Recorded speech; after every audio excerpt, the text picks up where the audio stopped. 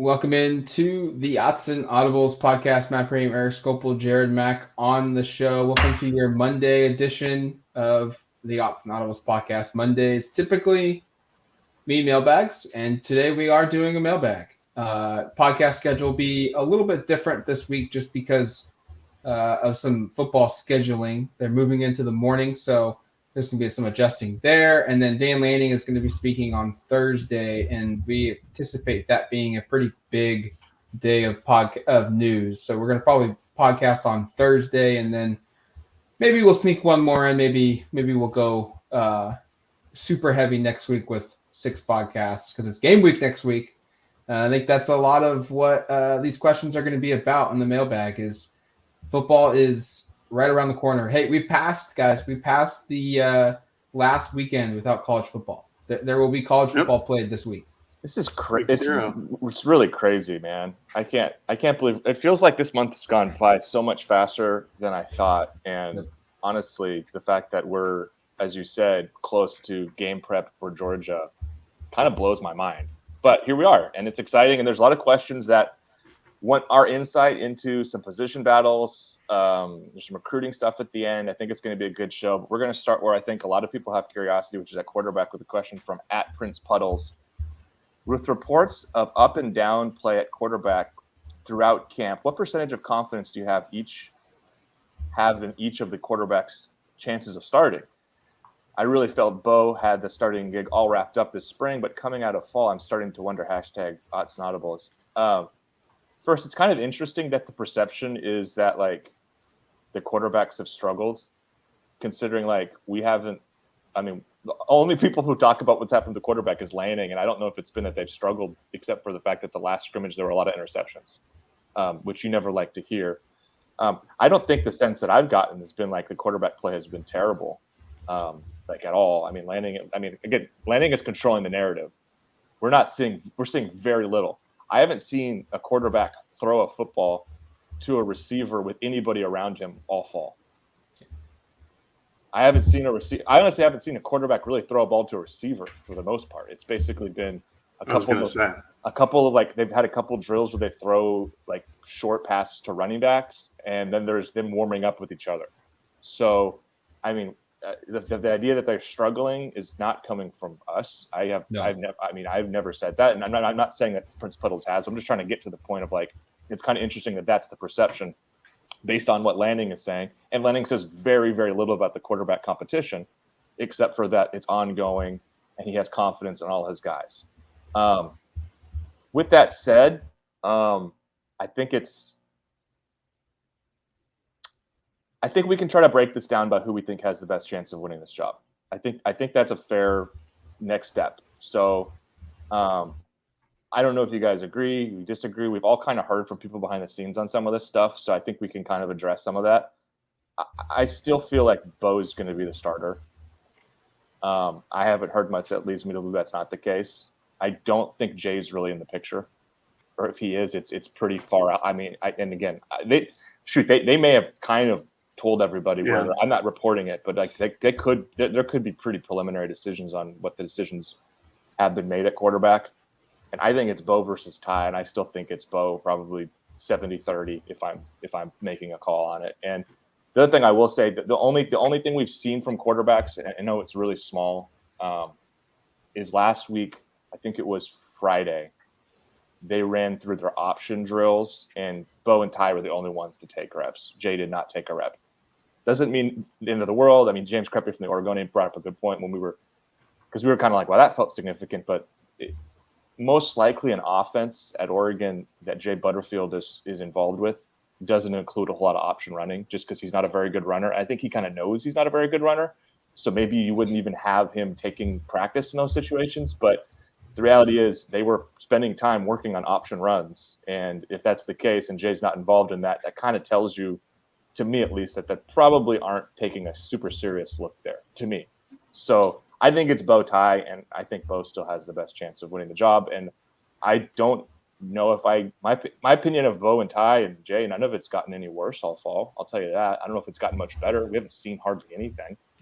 But what we've heard from camp scrimmages and stuff, to me, is just hard to really take too much from it to have a real negative opinion one way or the other.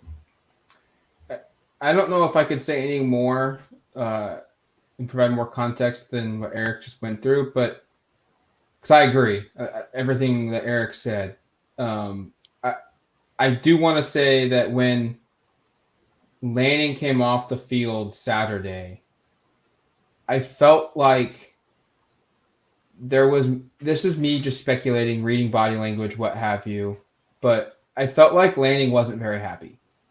Like, of course, yeah. I think that's putting it lightly. And one of the first things he talked about was the turnovers at quarterback, the turnovers the offense had, and we don't know who it was for sure. We've certainly heard some things, but Lanning didn't specifically say who threw how many interceptions and who did not throw interceptions, who did fumble, who didn't fumble. But it felt like there was some like, hey, we got better. I know we got better, but we need to be better than what we showed on Saturday. That's kind of the vibe I got. That's why I asked him, like, did you feel like you got better today? He said yes. I guess they maybe should have asked at the quarterback position. And so I'm not down on the room, but I do wonder, like, has the growth not gone as fast as anticipated? That's just my one concern because it's been interceptions two weeks in a row now. There's been turnovers, 2 weeks in a row. I think there's a lot of things that go into this. I wouldn't say that the quarterback room is down by any means. We are getting later into fall camp, which means Oregon's defense has seen Oregon's offense more and more and more and more. So at this point, they should have the upper hand compared to the offense having the upper hand at first. I think a second point would be that Oregon's defense might actually be pretty good, and that might be a reason as to why they are leading to these interceptions and these turnovers. Another point is that all three of these quarterbacks, maybe not Jay, but I know Ty and Nix have been turnover prone in their career. And I think this is just going to be kind of like the growing pains. I think Oregon's offense is going to take shots down the field, unlike last season. So turnovers are going to happen. I think they're going to happen more often than people are anticipating because we've seen the last couple of years offenses really not take any chances. Even with Justin Herbert, there weren't a lot of chances taken. And I think this season is going to get different. But yeah, I mean, turnovers are a big issue. That's giving the ball away. That's taking away points potentially from your side of the football. That's exactly what you don't want to do. And we heard, we heard Kenny Dillingham talk about this the other day. If Oregon's quarterbacks if their mistakes cannot lead SportsCenter, that's a good thing. If they do, that's a bad thing. And that's talking about costly turnovers, costly interceptions, pick sixes, fumble recovery, a scoop and a score, something like that. And it seems like these interceptions this time around in this most recent scrimmage were the SportsCenter leading type compared to maybe just a good defensive play. I think this will ultimately come down to what quarterback makes the best decisions, who is not trying to go above and beyond and make a play that won't actually lead to a gain in yards or anything. It's really just a jump ball, that type of play. And I think it's still just between Nix and Thompson. I think Jay is, to go back to Erik's point about how they practice handoffs and dual options, and Jay Butterfield didn't even participate in it. I know that maybe when Jay's on the field, they don't run options. This seems like an option-heavy offense. So if they're going to completely change their offense to when Jay Butterfield is in the game, I think that's a bad idea. I feel like they should stick with what they've been doing and with a quarterback that can control that offense, but that's just me. So I feel like he's third on the totem pole, but this is the situation where I think a quarterback who makes the least amount of mistakes is going to be the winner. The one that has the most amount of experience is also going to be the one that has the winner, because usually those two things are correlation causation, where experience equals limited turnovers compared to inexperience. Every once in a while you have the outliers, but so you can read between the lines on that one of what quarterback has more experience and probably isn't going to take as many shots down the field on a whim. So are we at this point all Bo, Ty, Jay as the order? Is that kind of where we all feel? Does anybody object to that? That's just always how I felt. I think that's I've never wavered off that. Okay. I feel the same way. I'd be very curious to see when we get an answer, by the way. And we've been kind of messaging behind the scenes. Never. Never. It's going to be the first snap of the Georgia game. We've kind of messaged behind the scenes. Could that happen Thursday? It's Lenning's first time before we get into game week. I think that's possible, but I think Matt kind of was the first to say it'll probably end up being like beginning of next week, and they might even kind of make an announcement. Lenning's going to speak Monday at some point. I think probably Monday morning, and I wouldn't be surprised if there's a email tweet announcing something Saturday, Sunday. That kind of makes some sense, and then we can ask follow-ups on Monday to Lanning about it. But regardless. Keep your eyes out for it. It might break sooner than later. They've been really very careful with this whole thing, but there's a certain level of uncertainty just because of how they've handled it from the jump. All right, let's move on to the running back position, which I think is also one of great intrigue. A question from @Cusimano_Sal. Do you see Byron Cardwell leading the backfield, or will this be more of a by committee? And then he asks, how much play do you see Jordan James getting this year? I think first time question from Sal, so thanks for dropping by. Good stuff. I don't think it's going to be. I think it will be. I think so. The first question has two parts to it. I think it will be by a committee, and I don't see Byron Cardwell leading the committee. Not to try to. I mean, I don't know. Again, we have limited information, but we've heard some stuff. We've kind of watching practice. I get the sense like. Don't be surprised if one of the two transfers is the first guy we see on the field against Georgia, and that's no Whittington or Bucky Irving.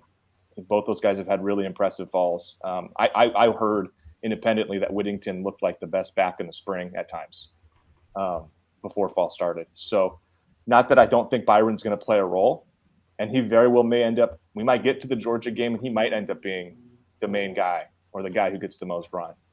But I do think I posted this on the message board a couple of times. I do think the notion that it's Byron and then it's everybody else was really kind of overstated externally.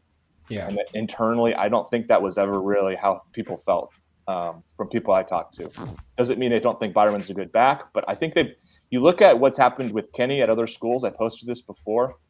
He's always run through 3 or 4 guys. And you've seen what, even where Carlos Laughlin's been previously, there's always been a rotation of sorts. And I think they've done a really good job this offseason of adding new players. And so I think it will be by committee. And I would expect maybe Whittington's the first guy you see out on the field against Georgia. But that's, again, me making a prediction that's not reporting. And then to the other part, how much do you see Jordan James playing? Maybe a little bit more after what Lanning said on Saturday. That seemed pretty encouraging. Sounds like Jordan had a really strong scrimmage and ran really hard, and you like to hear that about a freshman. I think it's probably going to be hard to feed the ball to 5 running backs. So who's your odd man out? I think 4 is doable. And in fact, if you look at Dillingham's track record, 4 is pretty much in line. He's a 3 to 4 running back kind of guy. If you look at kind of how he's fed players both at Florida State and Auburn. And even a little bit at Memphis before that. I would think 4 is doable. 5 feels like a person too many. So 5 is a lot. So I'm kind of wondering if Jordan James jumps in there, who gets left out of the equation? And I don't know if I have a clear answer. So, I think the running back position is really interesting. It's one we haven't really talked a ton about because, again, we're not watching enough to really draw any conclusions. But I think this is going to be a pretty interesting group, and I think the first month is going to be fascinating in terms of just how it's distributed, because I get a sense that people are going to be kind of surprised. So the last 3 years with Dillingham as the offensive coordinator, 2 at Florida State, 1 at Auburn, he didn't have a single running back go over 150 carries. Yep. So I'm with you. I think I've been saying this on the site and on this podcast for maybe a couple months now that I think it's going to be a 4-headed monster, and it's going to be who's running well this week, who maybe has the better matchup, who's running well this game, who's performing well. Let's ride the hot hand. And at the end of the year, we're going to see probably 2 guys go over 100 carries, a third be probably close, and then there's going to be a 4th guy that has around 50 or so carries and plays in every game. And who that is, I think Erik said it right. It's going to be a combination. I think we see Jordan James play as a true freshman. I think we see Byron Cardwell start games, but I wouldn't be surprised if Byron Cardwell isn't the week 1 starter. There's a lot of buzz, like Erik said, about Whittington and Irving. And I think if you go back and you watch Marquise Irving, or as he likes to be known as Bucky, go watch what he did at Minnesota as a true freshman last year. And he's really good. I think that addition is like super under the radar. And I don't know why. Maybe it's because of Cardwell's just assumed assumption of the starting role and what Oregon has with Whittington's addition, and you've got Jordan James, you've got Sean Dollars back. I don't know why Bucky Irving doesn't generate a lot of buzz, because it's really good tape and in a really good conference. I mean, to answer that question, I think it's just because he was like the 4th or the 5th running back coming in. There's already like a bunch of new names to learn. You already have Sean Dollars coming back. He was the most recent addition too. Like he was a late addition. So I get that part. I mean, I think that's just it. I think people were maybe not in football mode when it happened, but they're going to see that he's probably the best running back in Oregon's room. I think after watching something happening during fall camp so far, I think he's probably the number 1 guy, maybe Whittington 2 and Cardwell 3. It's from what we've all heard, it seems that Cardwell's the notion that he was going to be the eventual starter might have been overplayed. I know I bought into it a lot. I really liked Cardwell last season, and I thought that he would be basically a shoo-in, depending on whether or not Travis Dye and CJ Verdell came back. But since they left, I thought that it was clearly going to be Byron Cardwell as the guy, him and Dollars. But a credit to Oregon's staff, their offensive staff, Coach Carlos Lachlan, of landing 3 guys who are all pretty damn good. Whittington has impressed so far. We haven't really watched these guys actually take part in running the football, or really just anything other than catching like a screen pass or a slip pass out wide. And that it is what it is, but you can tell the talent in some of these guys already. But it'll definitely be running back by committee 100%. I don't know how many carries every guy is going to get, because I don't know how much of a run heavy offense this is going to be. I'd be surprised if somebody eclipsed like 110, 120 carries. That's just seeming how there's 4 guys who are going to be in a room all together. I don't know how they're going to divvy that up, but I don't know if there's that big of a separation between somebody and the rest of the group that's going to make them the every guy back, mostly because none of these guys can catch the ball to the backfield historically, except for Bucky Irving. He's the only guy on the team who's like a legitimate 3-down back. And I only say that because he had 8 receptions for 73 yards compared to, I think it was 12 for 52 by Whittington, and then 4 receptions for 3 yards by Cardwell. So, and Sean Dollars hasn't played in a year and a half, or almost 2 years at this point, except for the Pac-12 title game in 2020. So I look at this as who's got the best skill set that'll go every down. And I think Irving is probably that guy. And I thought, I'm just not sure who's going to be the next guy, but I know it's going to be by committee. I just look at, who can actually field or catch the ball to the backfield, because that seems to be a huge point of emphasis on Dillingham's offense too. And Irving seems to be that guy.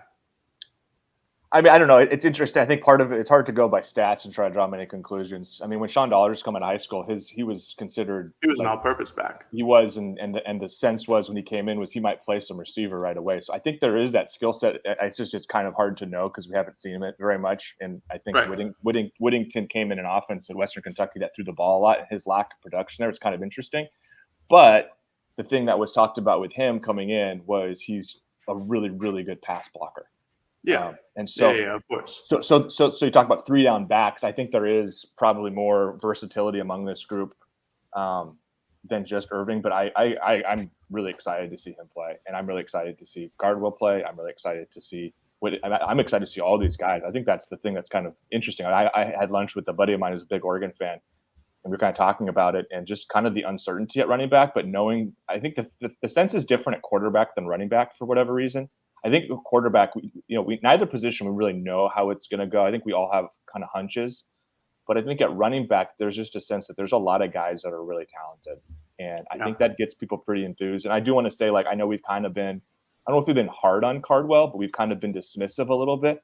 I still think he was awesome last year. I love the way 100%. he ran. I love the way he ran. I just think that there's more. It seems like for whatever reason, seems like there's a little bit more enthusiasm behind the scenes and with people we talk to for the other guys. So, and that could all be inaccurate, and we might get to the games, like I said, and it is actually Cardwell, and he does carry 160 times. But I think it's hard to not be excited by the idea. People like Cardwell so much. It's hard not to be excited by the idea that one of these new guys is outpacing him, or a couple of them are outpacing him. And that should tell you how kind of healthy this room is if that ends up being the case. I really want to point out real quick before we move to the next question, but there's a cause and effect with everything. And the fans have been talking about, we want airing it out more. We want more deep shots. We want to throw the ball and sling it around a lot more. This with the pass game. But when you do that, it also eliminates opportunities for the running backs. And so that could factor in here too. When, we were used to Mario's teams being very run-centric. Everything started with the run. Everything ended with the run. And that's how that's how they were able to get Travis Dye and CJ Verdell each like 19 carries a game sometimes, 15 to 20 carries a game. And if you throw the ball more, that's just not going to – those opportunities to run the ball and have 3 or 4 guys end the year with 80 attempts each, it's just not going to be possible. I do think my guess is that Jared said I think someone's going to have more than 110 carries this year. I agree.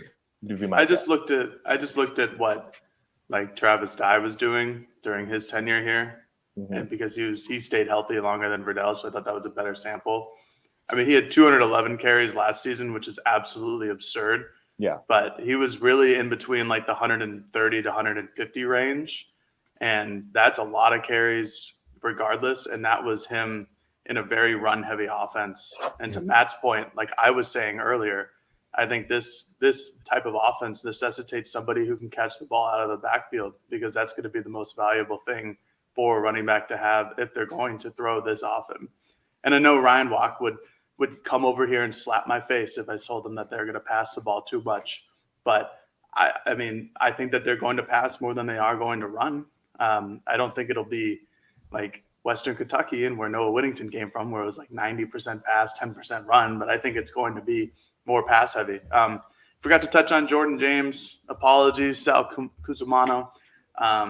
I think he's good. I think he'll play. I think if Oregon can, they'll redshirt him. That's all I got. Cool. I just would say on the 110 thing, the only reason I push back is I think Oregon's going to play like 14 games, and that means that nobody has more than eight carries per game, which feels low. But if it ends up being a true committee, you might be totally. I don't know. There's right. 4 guys who deserve playing time. That's a lot of people. All right, we'll see. I think this is one we're going to be tracking. We're going to be like game 3. I'm going to be like somebody already has 37 carries, so you're going to be way off because they're averaging 12 per game. All right, I'll take it. Third one from @JakeGerman. Other than Braden Swinson, do we have a pass rush option coming off the edge? Maybe DJ Johnson, a skinny Mace Funa, or a versatile Brandon Dorless.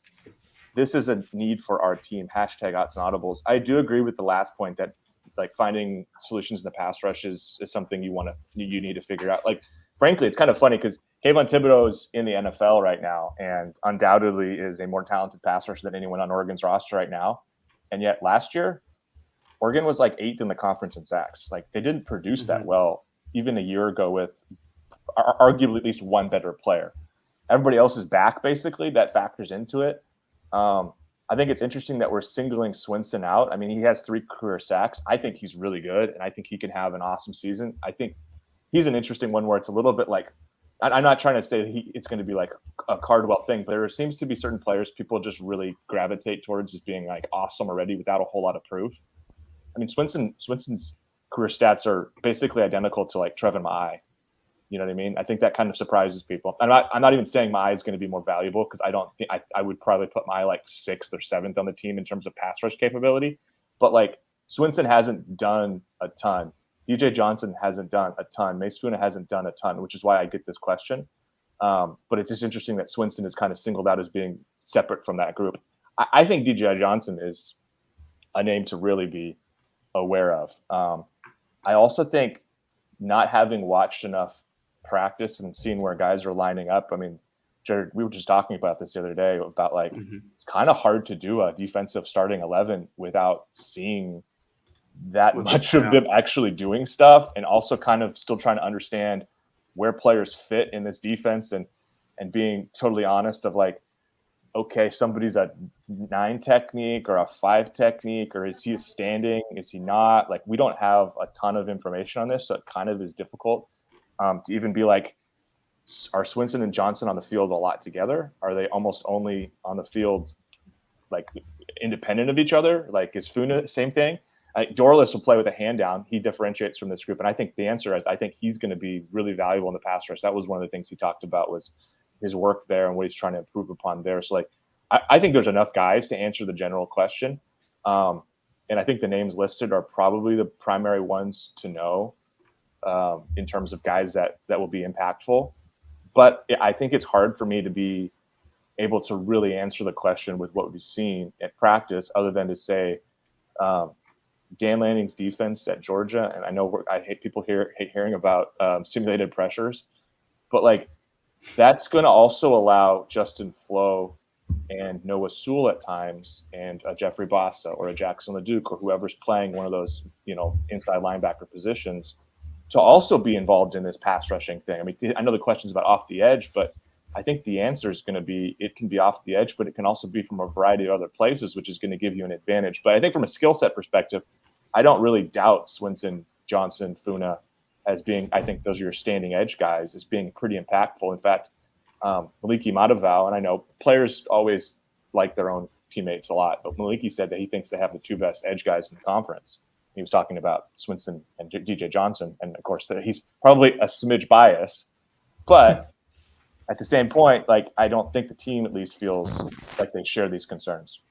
I think the names brought up are your 4 most likely names to be off the edge and to have success for Oregon. A couple other names I would throw out there as players who could make some noise in limited spurts: Brandon Buckner, Jabril McNeil, and then, like you pointed out, Erik, I think the simulated pressures could allow Justin Flo, Noah Sewell, Jeffrey Bassa opportunities to maybe shoot the gaps and create some havoc in the backfield, whether that's against the run or getting some sacks.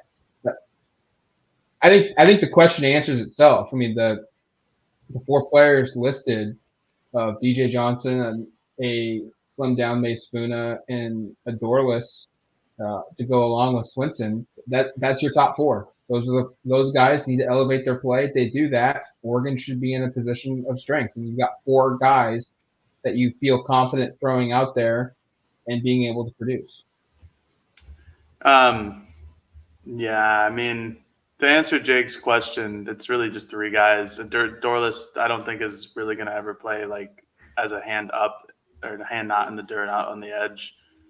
I know he's lost weight and has tried to have that positional versatility, which again is another hot word for this coaching staff, along with simulated pressures. But I think he's just better served on the interior. I think he, as a defensive end, or just going right over the center sometimes. I think that's where he thrived last year. But this year is a little different. They'll have Jordan Riley and Taimani and maybe Popo and people like that, Keon Ware-Hudson, to simulate that nose tackle or defensive tackle. But, I'm on Erik's side here, where when we've gone through fall practice and haven't really seen anything in terms of how they line up or what the defensive line looks like, it's kind of hard to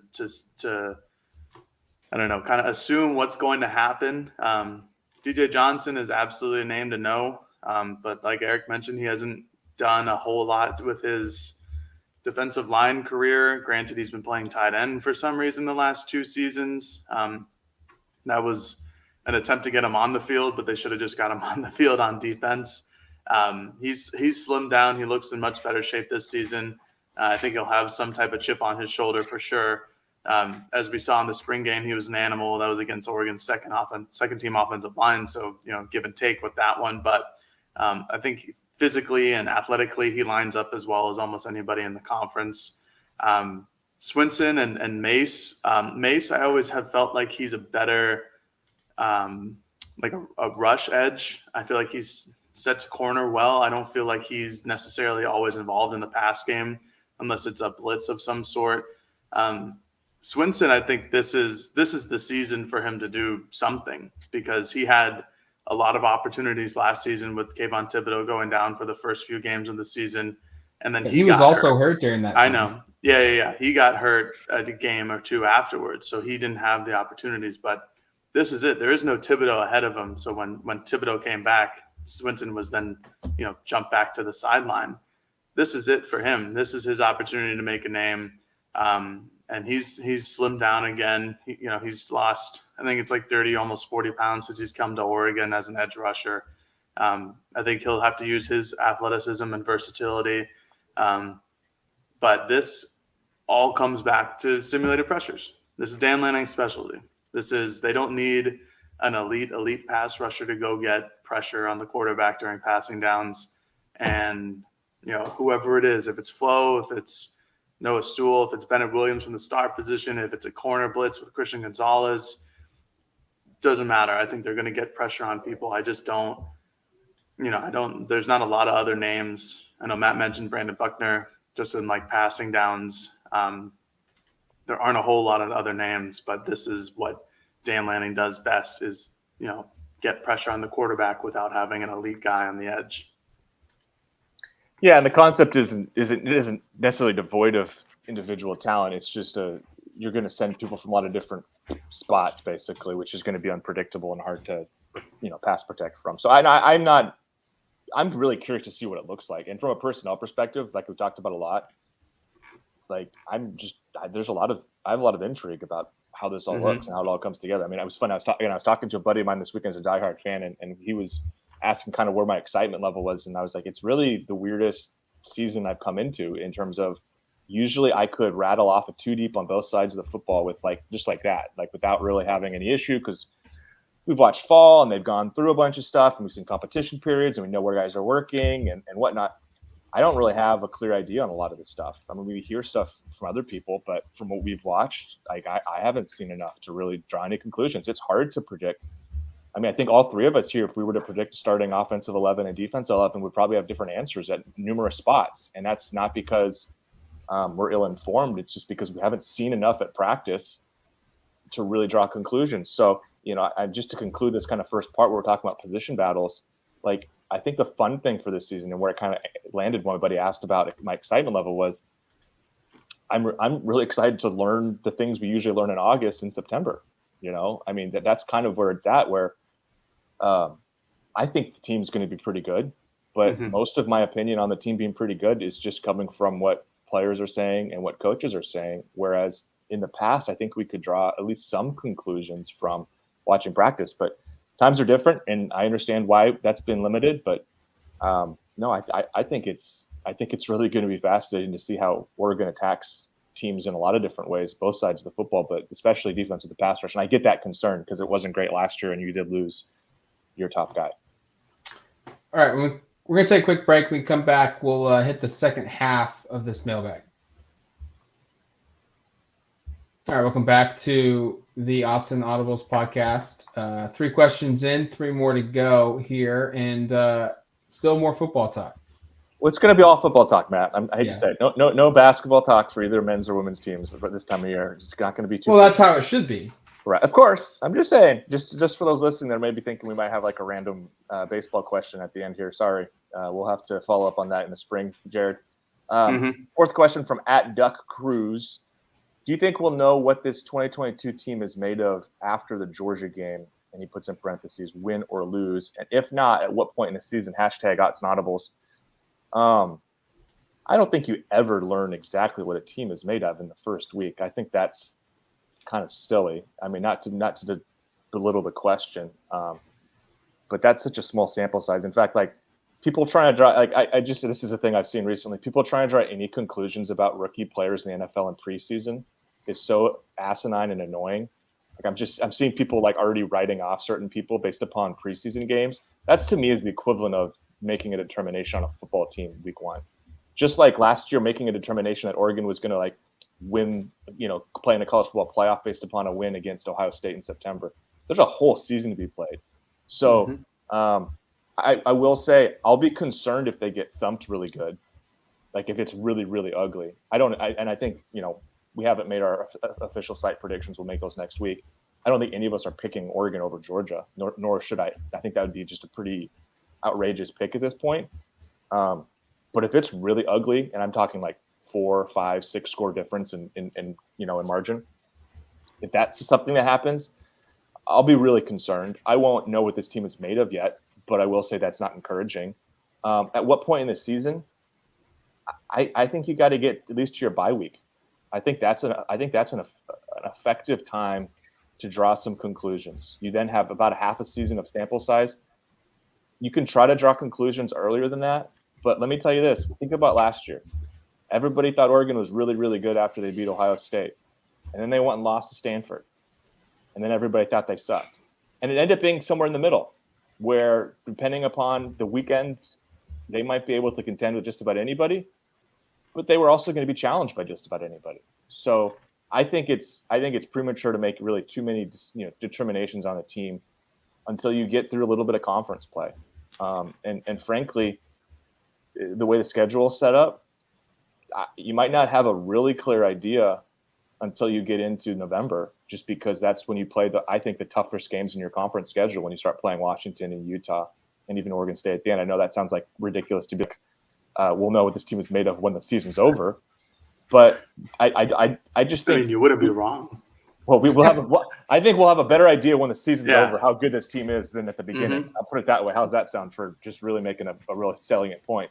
No, but my point is, I just think, sure, I think you'll be able to draw some conclusions after Georgia, and you'll be able to draw some conclusions after BYU. But ultimately, what those conclusions are probably aren't going to be totally fair until we get into conference play and you get 6, maybe 7 games in, and you can look up and say, okay, they're this or they're that, they're undefeated, or they have 2 losses, or they have 3 losses, or things have gone really poorly and it's worse. But I just think definitely not after the first game. I think that's too early. Even if they win that game, just because last year I felt like, oh my gosh, I've really underestimated this Oregon team after they beat Ohio State, and then by the end of the year, I kind of felt like maybe I had been sort of right all along to a certain degree with who they were. So long-winded way of saying, let's wait a little bit.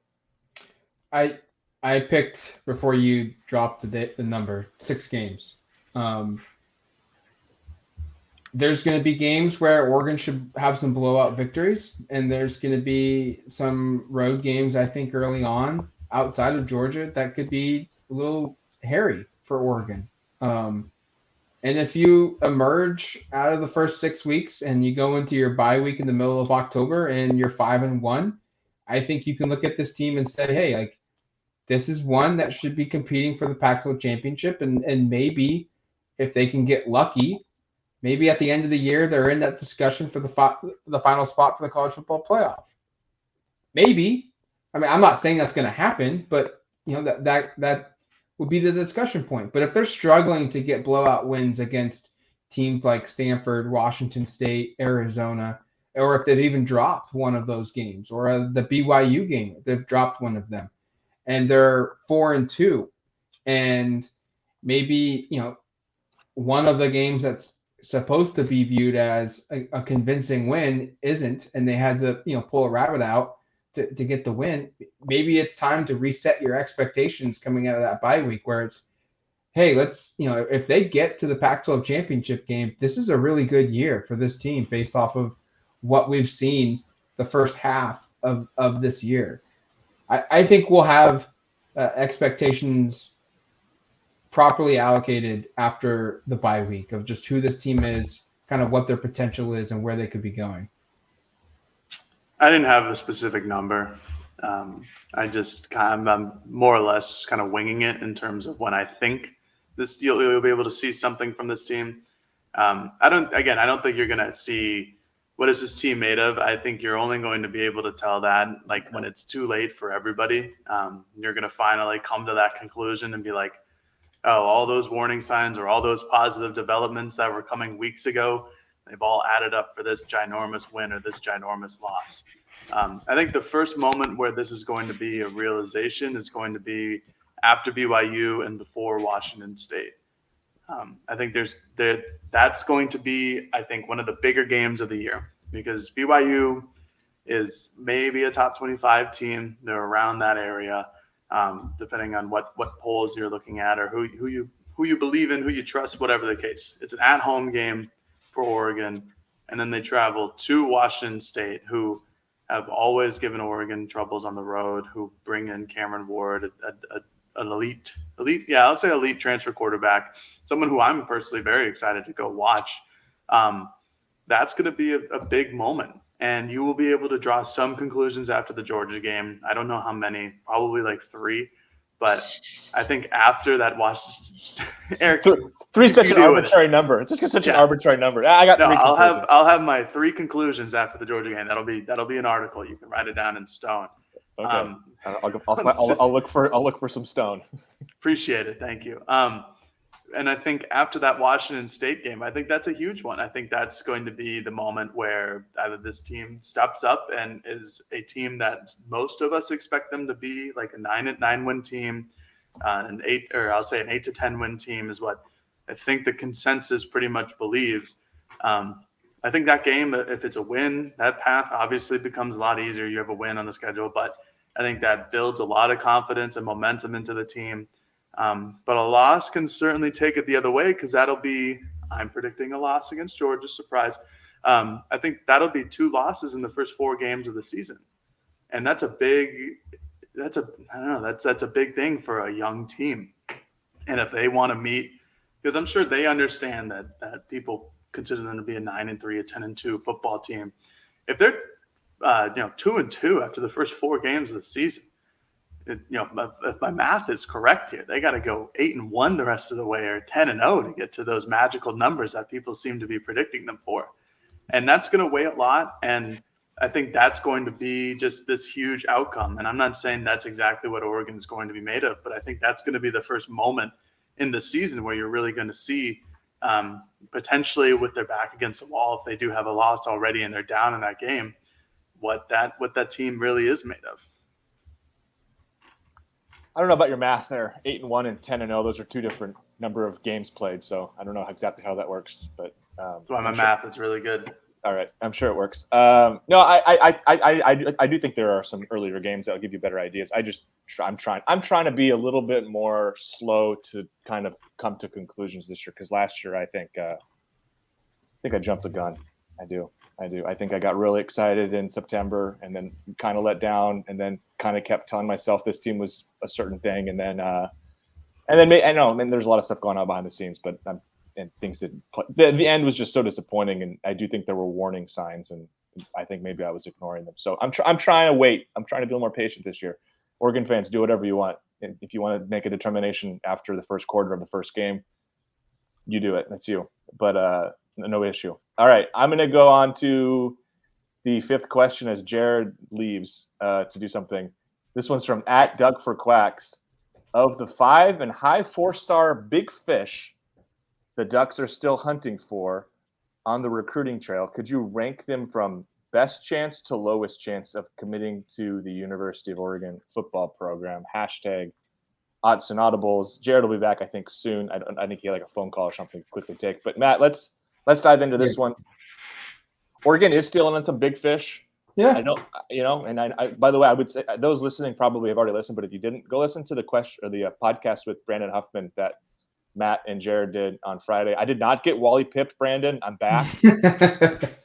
But there's a lot of really good information on that show about some of these names. But Matt, I don't know how many guys you want to say are still in the hunt for that are these big fish, but do you have kind of a hierarchy of guys you think Oregon can land that qualify as, I don't know, top 100, top 150 guys? You look at the 5 stars that are here. David Hicks is the highest rated guy Oregon's got a good chance at getting right now. and saying a good chance seems kind of optimistic. He's the 8th best player in the country, 5-star defensive lineman. They'll probably get him out here for a visit, but I'm not there yet. We know Samson Okinola is high on Oregon, but he's trending towards Miami, so I wouldn't really focus too much there. And so where is someone that can show up that's like a 5-star that Oregon's got a decent chance of getting? I think you have to go down to the bottom of the list of 5-stars, which sounds terrible, but it's really good. Deuce Robinson, tight end, Samuel Mpemba, a defensive edge guy, and Mateo Ungalele. I think if Oregon's going to find another 5-star in this class, it's going to be one of those 3 guys. And I think that's fair. Yeah. I mean, and honestly, it's probably Ungalele. If you pick out of those 3, who's the most likely of the bunch there, it's probably Mateo. And he's from the West Coast. He plays a position that Dan Lanning coaches. He's got a good relationship with him. So among the 5-stars, that's probably the guy that Oregon's got the best chance of getting still. And I don't like doing percentages, but that feels like 1 in 3 chance you get him. And so it's more than out of it's not a long shot, but you're not gonna sit here and say that Oregon's a favorite to land him there. I do wonder. I think Oregon's in a good spot for Spencer Fano. I know they continue to recruit Roderick Pleasant. Those are 2 4-star players in the top 100. I kind of wonder what happens. This is just me speculating here, but Riley Williams. He went to IMG Academy for his senior year. He's committed to Miami. Let's just see what life is like in 6 months being so far away from home. Is that? I mean, it very well could be perfect for him and be all good, but we often see this, whether it's players going to Oregon and then leaving, or vice versa. Going across the country is hard, and I'll just be curious to see what happens in 6 months with Riley Williams. Just total speculation there. That's an interesting idea. By the way, it seems like you don't want to do percentages, but you're cool doing fractions, which I love. I don't like. I mean, 33% chance of that happening, but like, I just thought it was funny. I just thought it was funny that you're like, I don't do percentages, but let me give you a fraction, which you can then turn into a percentage if you want. No, I think you nailed the names, and I probably am with you that Mateo feels like the one, and I'm not like the most dialed in with recruiting, full disclosure, but like it feels like, based upon what Brandon said and what other people have said that I've talked to, it feels like that's kind of the one to keep an eye on if Oregon's going to get a 5-star. It's currently ranked a 5-star because there could be some jockeying. I mean, Jorian Dickey wasn't a 5-star up until about a month ago, and now he's a consensus 5-star. So that something can happen. I think the Riley thing is worth monitoring. I mean, I think Jaden Wayne would be another player to at least kind of monitor, just for the same exact reason. We're not reporting it, but just if you want to speculate, a guy who is going across the country to basically very close to where they're both committed to Miami. They're both committed to Mario Cristobal. Both are Northwest kids. Riley from Portland, Wayne from Seattle. Both went to are now. I think both are now probably in Florida for IMG, which I'm assuming they're probably already playing games or close to by now. Who knows? Maybe they get out there and it's not a fit. They've never lived there. And, maybe this ends up being an audition phase and it doesn't work out. Maybe there's also the possibility that they either don't hate it or they absolutely love it. And it doesn't matter. And they end up sticking. And that would be what I would expect and anticipate to happen. But Matt's right. It's a teenage kid living away from home from the first time. And they're living really far from home. I mean, they're living literally almost as far away as possible in this country from home. Maybe it doesn't go great. Maybe they reconsider some things. I probably don't anticipate that, but it's certainly something to monitor in terms of big time guys, and both at positions, by the way, a pretty big need. Like if you are able to get Riley, that sets up your tight end position for a while. And if you're able to get Wayne, that makes your edge position a lot healthier and probably makes up for the fact that maybe, as Matt said, there's a 33% chance of Mateo ending up at Oregon, a 1/3%. 1/3 chance. 2-6. Let's go wild. Yeah, a 3 and 9. 3 and 9 chance of it happening. So yeah, but that would certainly help. I don't know, Jared, do you have any other names that I know you missed our first part of the segment, but do you have any other names that you think are notable here? No, I don't think so. I mean, I was just going to love on Samson Okunlola as a Massachusetts man, but I think the only real the biggest contention is either a recruit that Oregon is already have committed, where they somehow miraculously get bumped up to a 5-star, or Mateo Uiagalelei. I think those are like the most realistic opportunities. I think Spencer Fano is a high 4-star. I don't think he'll approach that 5-star level unless he's just so much better than the last time evaluators saw him. But he's still a really, really good prospect. I think that's that'll eventually segue us into the last question in this mailbag. But Mateo is uber good. Brand Huffman, who we had on the Odds and Audibles podcast, I'm sure you guys talked about, was very high on the young guy, and an elite athlete, could play both ways. We are all collectively still waiting for the inaugural Tosh Lupoi big fish to hang up and pose for the camera. I think this is an option for that. This is why you bring a defensive-minded head coach to your school to recruit those defensive prospects and those recruits. The biggest fish have been offensive players so far for Oregon's class of 2023, which I think is interesting. But this is an opportunity to land a really big fish. Huffman mentioned that it's really a 3-team race, and I think Oregon's going to stick until the end. But that's all I got. If it's a 3-horse race, the 1/3 thing makes even more sense, Matt. So good math there in terms of there's 3 schools. Oregon's one of them, 1 and 3. Just keep giving you a hard time. No, I totally agree, though, Jared. I've had that same thought. Just to finish this, and then we'll get to our final question, which is also recruiting. But obviously, Tosh wasn't hired specifically to land Mateo, right? That is not what happened. But the concept here, or like the idea was, he's a really good recruiter, and his position group are these edge guys. Like, that's who he's coaching on a day-to-day basis. That's who he's going to be the primary recruiter for. So a guy like a Mateo would be the type of recruit you kind of envisioned landing when he got here. And with Wayne off the board, I really like Jaden Moore. I was really intrigued by what Brand had to say and kind of further solidified what I think of him. I think Tatum Tuioti, who's a local kid, the defensive line coach, Tony's kid, I think there's upside there. But a guy like Mateo is just a little bit of a different animal in terms of already. He plays right away. I was going to say the floor is way higher and the ceiling's higher. So yeah, we just talked about how Oregon and their edge rushers going into this season were, I don't know, kind of a question mark. This kid puts it to where you have potentially one of the better Pac-12 pass rushers for the next couple of years if you land them. And the thing is, if you want to be real, just to kind of carry that thought over, Oregon really could use somebody in 23 like this. I mean, let's be realistic about has to be gone. It would be his 9th year if he came back. I think it literally would be his 7th, which is ridiculous if you include Miami. And then you've got Braden Swinson and Mace Funa. This would be next year would be Funa's 5th year. Yeah, that'd be. I don't know what his prospectus is, but you get guys who have already gone through their 4. Sometimes they just want to move on and see if they can make a move. And he's trimmed down, changed his body. Maybe he's ready. Swinson, I think, will probably be back. And Dorless will, I think, I know he's not playing edge, but that's a pass rusher. Like, we talked about the guys who we think are going to be impactful getting to the quarterback. Like, the majority of them are gone after this year. So a guy like Mateo feels really important. All right. Last one from @DesertQuack.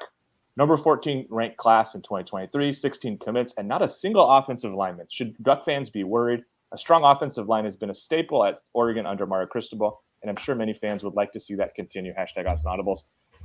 I picked this question because this was brought up on our message board quite a bit this weekend. Was concerned about this. In fact, if you're on the website, you'll know that there's been probably a thread 2 to 3 times a week, it feels like recently, when Oregon doesn't land an offensive line recruit, because Oregon has gone 0-for so far this cycle under Clem, which is disappointing, I think, without question. I think what Huffman outlined, though, on the podcast, and again, go listen to that if you've missed it, it should put a little bit at ease. Like if like a best case scenario takes place and you get Fano, who's like the 53rd best player, in the country. You get Caleb Lamo, who's an offensive tackle out of Arizona, who's I think in the like 190 to 200 range, depending on the composite versus the 247 ranking. And then you get some sort of an interior guy. Maybe it's Feope's younger brother out of Hawaii, or it's a Bryce Bolton. If you land like those three guys or some combination of that, two big time tackles and maybe a couple, maybe not as highly regarded guards, I think you feel really good. There's still enough. There are still dudes on the that are available, but like, let's say they don't get Fano and they don't get Lamu and they get maybe just a couple of these guards and they end up reaching on a tackle or they don't even sign a tackle. I would be a little bit concerned because I just kind of outlined all the guys you lose on your defensive line or edge guys for next year. Offensive line's also in a big transition period from 22 to 23. I mean, what was it? All five could go, right? Yeah, all five could go. I was just going to say like 4 are definitely gone. Yeah. And Stephen Jones he's in the same class, I think, as Mace. So he would be looking at, he's a year older. He came in the same year as Penne. Sewell, they were the same age. So, I mean, he's been here.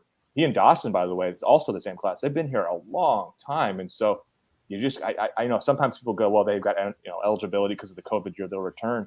I think sometimes kids just want to move on and start trying to make money playing professionally. I know some will laugh at that and say, well, they're already making money doing NIL, but that's kind of beyond the point. But like, sometimes you just want to move on and start your next chapter. And so you could lose 5 or 6 guys. And so I think it's really valuable to get some quality players here. I don't know if you expect them to start day one or what, but you certainly don't want to feel like you're kind of left wanting in this cycle, because even from a depth perspective, you probably need at least 3 bodies, whether it be true freshman or somebody from the portal or maybe a junior college guy. I don't think it's time to freak out yet. There's certainly some guys on the board that maybe don't have the instant impact ability of like a Caden Proctor that committed to Iowa over Oregon and other schools, or Samson Okinola, who is high on Oregon but is trending to Miami. And the reason why I think it's not time to freak out yet is you're going to find a couple high school guys, and then the portal. The portal it changes everything. You can go out and every year at every position, there's going to be about 10 guys at every spot that are starter quality players, maybe more, for Power 5 schools of Oregon's caliber. And I just think that with Oregon's reputation, the opportunity for playing time, they'll find somebody. And I would start getting concerned if in February they haven't landed any transfers and the slim pickings at the high school and JUCO ranks are really bad. That's when I would get concerned. I think if you go in to the December signing period and they only have one offensive line commit, then in January and February the staff needs to work night and day to go find some prospects to add. But right now it's not time to worry yet. Yeah, I mean, I feel like we've been answering this question for weeks now. I felt the same about will USC and UCLA's move to the Big Ten affect Oregon recruiting. It's just a spur of the moment. Oregon had lost Alani Noah and Micah Benuelos both to USC. I wouldn't be worried. This is Adrian Clem, who's a fantastic recruiter. This is a staff that is a very good recruiting staff. Yeah, I mean, I don't think Oregon's offensive line recruiting will ever be, probably never be as good as it was under Mario Cristobal. But that's what you get when your head coach is an offensive or a former offensive lineman. That's exactly the focus of that staff. And I think at Miami, they're going to do wonderfully in offensive line recruiting. That's why I think they're the favorites for Samson Okinola. I think at this point, it doesn't look great. But then again, this is such a strange recruiting cycle. We're sitting here, we're talking about how we're worried about offensive lineman recruiting, and it's not even September. Yeah. And that's how many people are off the board. And whether that's a misplay by Oregon and not expecting this, or whether it's just a strange recruiting cycle, there are still names out there. This is a position group that you could find depth quick. I don't necessarily know if they want to just take a random person, or not a random person, but maybe a recruit that they don't really love or really like, and just add them to the group. I don't think that's what they're going to do. Brandon Huffman on the Odds and Audibles podcast highly advises against doing that, and I have to agree. Again, I have faith in Clem. I think that this offensive line staff is going to be just fine. There's still names on the board. There's still the opportunity that Oregon just finishes the cycle with 3 4-star offensive linemen, and maybe they get one more and they call it a day, or they hit the transfer portal really hard, or they turn their focus and they go after 2024 recruits, just like what Huffman said on the podcast, where there's a lot of great players on the West Coast. Huffman also mentioned that for offensive linemen in the state of California, it's really not great. There's usually a couple like marquee, like 4-star, maybe even a 5-star kid that comes out of Southern California, Northern California every year. This really wasn't one of those cycles. And I think that kind of hurt Oregon. There's not a lot of great offensive linemen out of Washington either, unlike in the years prior. So I think maybe it sounds like I'm making excuses now for the staff and why they weren't able to recruit, but I think it'll be fine. I think we'll get their guys eventually. It's been a tough sledding to start. It's going to do it for us here on the Odds and Audibles podcast. Thank you for submitting your questions, most importantly. And then secondly, thank you for listening for this hour-long show. Really appreciate the time. Really appreciate the opportunity to talk football, and you guys to continue asking for these podcasts to come out, because we've seen huge growth in the show, and we're just really appreciative of all your guys' support. So we'll be back on probably Thursday after we get some hopefully big news from Dan Lanning on where this team is going from a positional standpoint. But until then, you've been listening to the Odds and Audibles podcast. Talk to you later, folks. Peace.